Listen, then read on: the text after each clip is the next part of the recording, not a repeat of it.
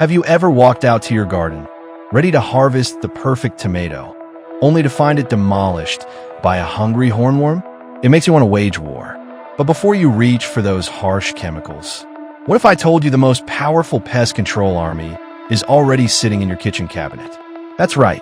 Today, we are ditching the toxins and mixing up some seriously effective DIY natural repellents that actually work. We're going to target the top 3 garden invaders: the soft-bodied suckers like aphids, the crawling chewers like ants and beetles, and the flying fiends that lay eggs on your greens. And the best part? We are making a triple threat base spray that costs pennies, takes minutes, and keeps your ecosystem buzzing with the good guys while evicting the bad. Step 1. The stink bomb. Grab 2 full bulbs of garlic. Yes, bulbs, not cloves. Give them a rough chop. We want to release that allicin. That's the sulfur compound bugs absolutely despise. Next, throw in 1 tongxing onion for extra sting, and for the heavy hitters, 1 or 2 jalapenos. The capsaicin will burn the soft bodies of insects like caterpillars and beetles. Now, we pour in boiling water, just enough to cover the mix. Give it a stir, pop a lid on it, and let this witch's brew steep for a full 24 hours. Patience, grasshopper. 24 hours later, your house might smell like a pizzeria, but your garden will be safe. Strain out all those solids. You want just the concentrated liquid gold. But stop right there. You cannot spray this pure concentrate on your plants unless you want to burn them. Dilution is key. Mix about 2 tablespoons of concentrate per quart of water. And here is the secret weapon: a few drops of natural liquid soap. This isn't to kill them. It's a surfactant. It breaks the surface tension, allowing the spray to stick to the leaves and smother the insects. Now, for the application. This is where most people fail. You don't just miss the top leaves. You have to get aggressive.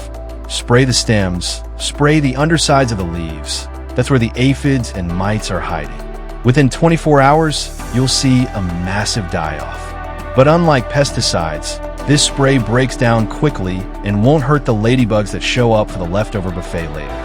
What about the night shift? The slugs and snails? For them, we don't use a spray. We set a trap. And slugs love beer more than college students on spring break. Vary a container so the rim is just above soil level. Fill it with cheap beer and walk away. They smell the yeast, crawl in, and, well, they drown happy. Replace it every few days. Now, for the fungal issues like powdery mildew, which isn't an insect but a fungus, here's a mind bender. Mix 1 part milk with 2 parts water. Spray on the leaves weekly. Scientists think the milk proteins react with sunlight to create a natural antiseptic that kills the fungus. It sounds crazy, but it works better than some store-bought fungicides. But the ultimate repellent isn't a spray, it's prevention. Interplant these flowers. Marigolds repel nematodes in the soil, and nasturtiums act as a trap crop, luring aphids away from your beans. See, when you go natural, you're not just killing pests. You're building a fortress. You're sending away the renters that don't pay, while keeping the pollinators that make your harvest possible. It's about growing food that's safe to eat right off the plant. No waiting period, no chemical wash. Just pure, clean, homegrown flavor. So, I want to hear from you. What is the one pest in your garden that makes you want to pull your hair out? Is it the squash vine borer?